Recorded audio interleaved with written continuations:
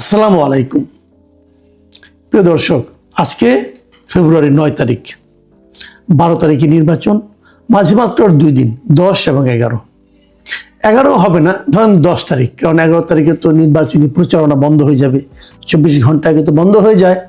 তো সেই সময় তো আমরাও হয়তো তেমন কিছু কথা বলতে পারবো না, কারণ আমার এই কথা যদি কোনো না কোনো দলের পক্ষে অথবা বিপক্ষে যায়, সেটাও আসলে আইনগতভাবে ঠিক হবে না। তো সেই হিসেবে আমরা ধরতে পারি আর মাত্র 2 দিন, আজকে এবং আগামীকালকে আমরা কথা বলবো নির্বাচনের সম্ভাবনা নিয়ে, নির্বাচনে কে কেমন করতে পারে তা নিয়ে। আমি গতকালকে একটা প্রিডিকশনের মতো দিয়েছিলাম, সেটা আমি দুটো সোর্স থেকে পাওয়া প্রিডিকশন দিয়েছিলাম। আমরা বলেছিলাম এটা নিয়ে অনেক আলোচনা হয়েছে, অনেকে দেখেছেন, অনেকে নানা রকম মন্তব্য করেছেন। তো এই ধরনের আলোচনা হতেই থাকবে, তারপরেও কিন্তু প্রিডিকশনে চলতে থাকবে। আপনারা মিলিয়ে নেবেন আপনাদের চিন্তার সঙ্গে। এটা কোনো ভিত্তি নেই, কিন্তু আমি আবারও বলছি, জরিপের কোনো ভিত্তি নেই, প্রিডিকশনের কোনো ভিত্তি নেই। যে যার যার মতো করে চিন্তা করেন এবং যার যার সোর্স থেকে তারা পান। ধরা যাক কথার কথা আমি বলি, আমি বিভিন্ন জায়গার সঙ্গে লোকের সঙ্গে আলাপ করার চেষ্টা করছি। আমি এটা ফাইনাল প্রিডিকশনটা আগামীকালকে দেব, যে আমি নিজে কি মনে করি, যে মনে করার পেছনে আমি একটা দায়িত্ব নেব, যে এই দায়িত্বটা আমি দায়িত্ব নিয়ে মনে করছি।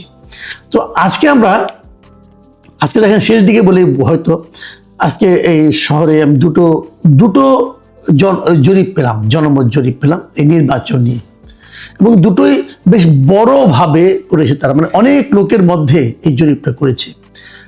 প্রথম যে জরিপটার কথা বলছি, দুটো আমি পত্রিকায় পেয়েছি, পত্রিকা থেকে আমি নিচ্ছি, মিডিয়া থেকে। এই প্রথম জরিপটা হলো eminence associates for social development, সংক্ষেপে EASD, এরা একটা জরিপ করেছে, এর নামে একটা সংস্থা। তারা 41,000 মানুষের মতামতের ভিত্তিতে এই জরিপটা পরিচালিত করেছে। 41,000 কিন্তু অনেক বিরাট সংখ্যা, এবং তারা দেশের বিভিন্ন জায়গায় জরিপটা করেছে, মানে একদম বিভিন্ন আপনার আসন ধরে ধরে ওখানে গিয়েছে, অনেকের সঙ্গে বিভিন্ন প্রক্রিয়াটা তারা বলেছে কীভাবে তারা প্রক্রিয়ায়িত করেছে, এবং তাদের যে প্রাপ্তিটা সেটাও তারা প্রকাশ করেছে।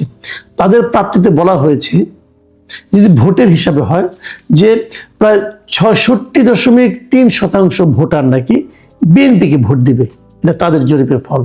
আর এর বিপরীতে মাত্র 11.9% মানুষ ভোট দিবে জামাত ইসলামকে।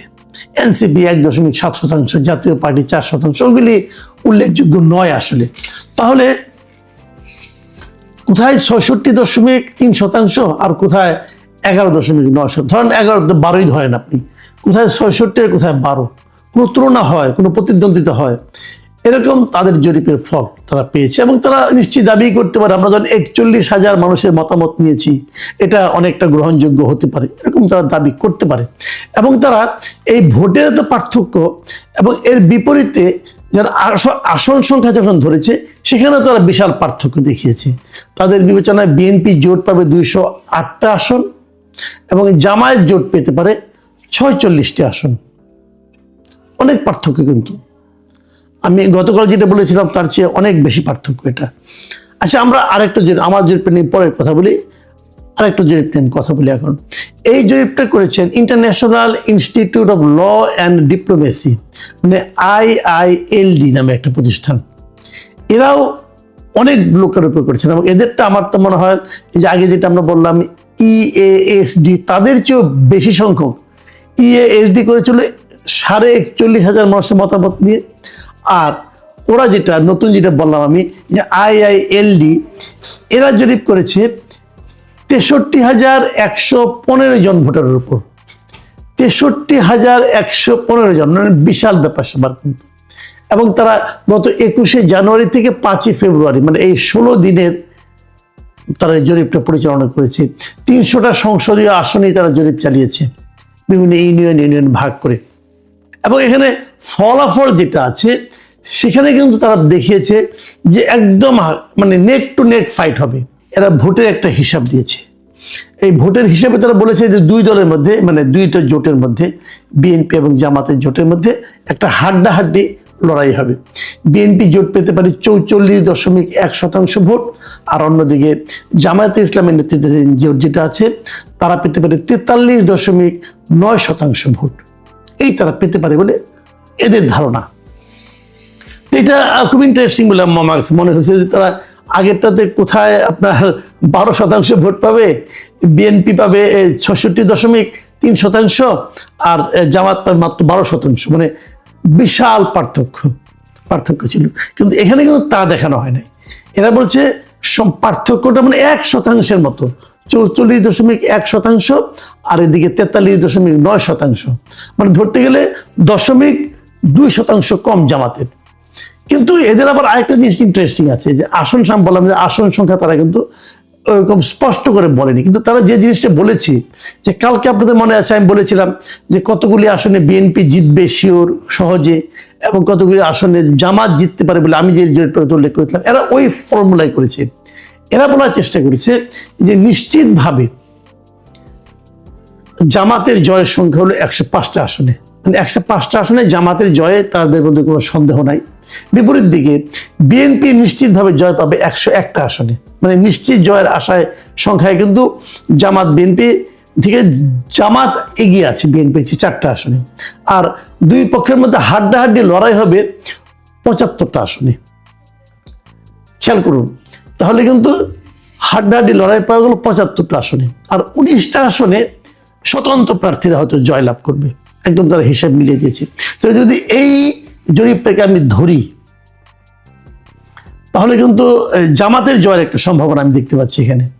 আপনার মনে আছে ওনারা বলেছেন যে জামাতের নিশ্চিত আসন হলো 105টা, আর গতকালকে আমি বলেছিলাম যে জামাতের নিশ্চিত আসন হচ্ছে 51টা, মানে অনেক পার্থক্য কিন্তু।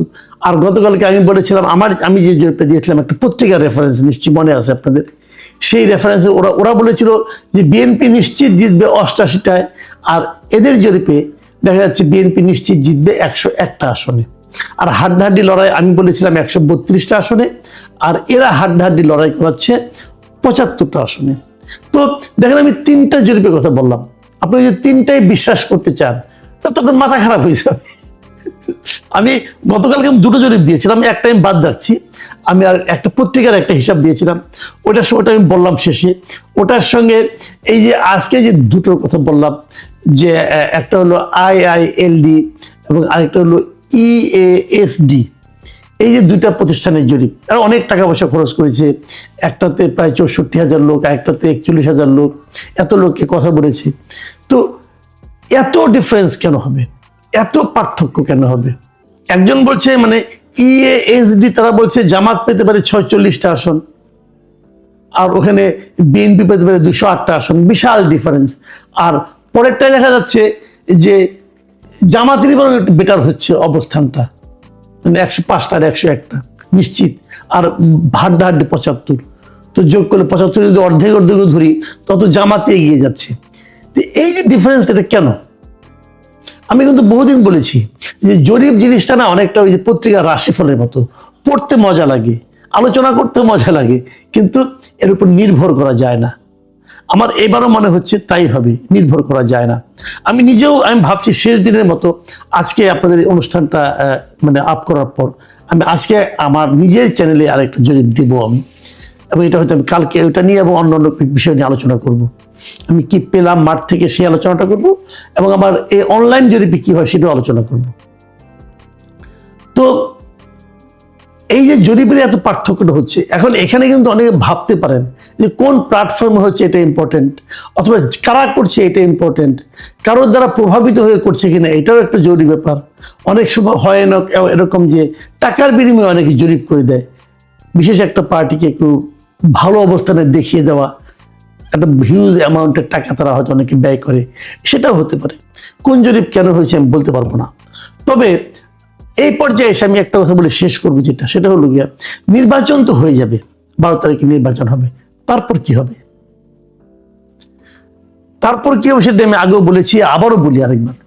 সেটা হলো নির্বাচনের পর প্রথম যে সমস্যাটা হবে সেটা হলো নির্বাচনের ফল প্রকাশ নিয়ে একটা আলোচনা এরই মধ্যে আসছে। ইলেকশন ইঞ্জিনিয়ারিং কি হবে? এই আলোচনাটা আসতো না। এই আলোচনাটা আসার পেছনে মূলত যেটা কাজ করছে আমি মনে করি সেটা কাজ করছে তত্ত্বাবধায়ক সরকারের কিছু কর্মকাণ্ড। এই তত্ত্বাবধায়ক সরকারের প্রধান উপদেষ্টা ডক্টর ইউনূসের যে প্রেস উইং, সেই press secretary mister Shafiqul Alam আরো আগে বেশ কয়েকদিন আগে উনি বলেছিলেন এবার নির্বাচনের ফল ঘোষণা করতে দেরি হবে। এই যে কথাটা না, এটা হলো ম্যাজিক সেন্টেন্স। এই সেন্টেন্সের কারণে, এই একটি বাক্যের কারণে পুরো দেশের ভোটারদের মধ্যে, প্রার্থীদের মধ্যে একটা আতঙ্ক ঢুকে গেছে। দেরি কেন হবে? দেরি হওয়ার কি কারণ থাকতে পারে? প্রশ্ন হচ্ছে কয়েকটা। দেখেন, অনেকে বলবেন দুটো ব্যালট গুনতে সময় লাগবে। ওকে ফাইন, দুটো ব্যালট। আপনি বলেন তো, যখন মেয়রের সিটি কর্পোরেশন নির্বাচন হয় তখন ব্যালট থাকে কোটা? তখন তো আপনার একটা সিটি কর্পোরেশনের মেয়রের ব্যালট থাকে, একটা সংরক্ষিত আসনে ব্যালট থাকে, এবং আরেকটা কমিশনারদের ব্যালট থাকে। ইউপি নির্বাচনে এরকম থাকে, 3টা ব্যালট থাকে। তো 3টা ব্যালট যদি এক রাতের মধ্যে, এক বেলার মধ্যে শেষ করা যায় গুনে, তাহলে দুটো ব্যালট গুনে শেষ করা যাবে না কেন? প্রত্যেকটা কেন্দ্রে প্রিজাইডিং অফিসার, পোলিং অফিসার এর সংখ্যা তো সমান, তাহলে এটা যাবে না কোনো। আর তার উপর এই ব্যাপারে আগে ভাগেই প্রেস সেক্রেটারি কেন এই কথাটা বলেন? এটা কি প্রেস সেক্রেটারি বলার বিষয়? নির্বাচনে ভোট গণনা আগে হবে না পরে হবে, দেরি হবে না হবে, তাড়াতাড়ি হবে, রাতে হবে না সকালে হবে, এই বিষয়গুলো তো প্রকাশ করবেন নির্বাচন কমিশন, সরকার তো না। এবং প্রেস সেক্রেটারি তো নাই। উনি যার প্রেস সেক্রেটারি, মানে মিস্টার ডক্টর ইউনুস, ওনারও তো এখতিয়ার নাই বলার এই যে নির্বাচনের রেজাল্ট ঘোষণা করতে দেরি হবে কি তাড়াতাড়ি হবে, উনিও বলতে পারেন না। তো পুরো জিনিসটা নির্বাচন কমিশনের এখতিয়ারে, কিন্তু ওনারা বলছেন। কেন বলছেন? এই যে কেন বলছেন, এই প্রশ্নের উত্তর খুঁজতে গেলে প্রথমেই মনে আসে যে তাহলে কি ইলেকশন ইঞ্জিনিয়ারিং এর একটা সম্ভাবনা আছে? ইলেকশন ইঞ্জিনিয়ারিং জিনিসটা কি? আমি সহজভাবে বলি, আমি তো বোঝানো দরকার নাই, আমি সহজভাবে বলি। সেটা হলো, আপনি ভোট দিয়ে আসলেন, কিন্তু যা ভোট দিলেন, যে ভোটটা হলো, সেই ভোটটাই ফল হিসেবে কি প্রকাশিত হবে, নাকি কেউ মাঝখানে অন্য কিছু প্রকাশ করে দিবে? মাঝখানে কি দুদিন ফলগুলো আটকে রেখে তারপরে প্রকাশ করা হবে? যখনই ফলগুলো আটকে থাকবে, যখনই ফল প্রকাশে বিলম্ব হবে, তখনই কিন্তু মানুষের মধ্যে সন্দেহটা আরো দানা বাঁধবে। আচ্ছা, যদি সরকার ইলেকশন ইঞ্জিনিয়ারিং করতে চায়, তাহলে কোন দিকে করতে পারে, কার পক্ষে করতে পারে? আপনারা ভেবেছেন একবার? কার পক্ষে করবে? জাতীয় পার্টির পক্ষে, নাকি ইসলামী আন্দোলনের পক্ষে? না, তাদের পক্ষে না। সম্ভাব্য দিক হলো কি, সন্দেহের তালিকা যারা থাকে, এটা হলো জামাতে ইসলাম, এনসিপি, এদের প্রতি এই সরকারের একটা বিশেষ, মানে আপনার এক ধরনের ভালোবাসা প্রকাশিত এর মধ্যে। বিএনপি হতে পারে, এরা তো অভিযোগ করে বিএনপির কথা মতো নাকি সব চলছে। আমি একটা তথ্য দিই, এই তথ্যটা আমার কাছে খুব, মানে একদম যে আমি প্রমাণ করে দিতে পারবো আমি তা বলছি না, কিন্তু আমার কাছে বিভিন্ন জায়গা থেকে তথ্যটা এসেছে। এটা আপনাদের সঙ্গে একটু শেয়ার করা দরকার। বিভিন্ন জেলায় যারা রিটার্নিং অফিসার হবেন, ডিসি যারা হবেন রিটার্নিং অফিসার, এবং সবাই জানেন এই নির্বাচনে কিন্তু ডিসিদের একটা বড় ভূমিকা থাকে। আমাদের এই ডিসিদের ব্যাপারে কিন্তু এরই মধ্যে বিএনপিরা বলেছে, অভিযোগ করেছে যে ম্যাক্সিমাম ডিসি নাকি জামাত অভিযোগ করেছে অনেক জায়গায় নাকি ডিসি নিয়োগ করা হয়েছে বিএনপি লাইনের। এনসিপির কথা কেউ বলেনি, কিন্তু আমি যতটুকু জানি এনসিপিরও কমপক্ষে 18-19 জন ডিসি আছেন যারা নাকি এনসিপি। কিভাবে এনসিপি? তারা এনসিপি করতো না, তারা একজন সুশীল ছিল আর কি। তো এনসিপি সুপারিশ করে তাদের বিভিন্ন জায়গায় নিয়োগ দিয়েছে। আর আমি যে হিসাবটা পেয়েছি, সেই হিসাবটা শুনলে আপনারা অবাক হবেন। সেই হিসাবটা হলো 64 জন ডিসির মধ্যে 30-এর উপরে হলো জামাত সমর্থিত ডিসি, মানে যারা জামাতের রাজনীতিকে সমর্থন করে, অথবা তাদের কর্মকাণ্ড কথাবার্তায় ওই এলাকার লোকজন অথবা প্রশাসনের অন্য লোকজন তাদেরকে জামাত সমর্থিত বলে মনে করেন। কারণ গত কয়েক মাস কিন্তু জামাতের লোক, প্রশাসনের কোন লোকটা জামাতের, কোন লোকটা বিএনপির, এটা কিন্তু বুঝতে কারো কোনো কষ্ট হয় না, কারণ তারা নিজেরাই প্রকাশ করেছে ভালো পোস্টিং পাওয়ার জন্য। আর বিপরীতে বিএনপি সমর্থিত ডিসির সংখ্যা হলো ধরেন 12-13 জন। পার্থক্যটা বুঝতে পেরেছেন? বিএনপি সমর্থিত জেলা প্রশাসকের সংখ্যা এনসিপির চেয়েও কম। যদি ইলেকশন ইঞ্জিনিয়ারিং হয়, রিটার্নিং অফিসারদের অজ্ঞাতে হতে পারবে না, তারা জানবেন কি হচ্ছে। সেক্ষেত্রে বুঝতেই পারছেন, যদি হয় তাহলে কি হবে। প্রিয় দর্শক, আপনারা ভাবতে থাকুন, বাকি মিলিয়ে নেবেন। ইলেকশন তো আর খুব বেশি দিন নাই, 2-3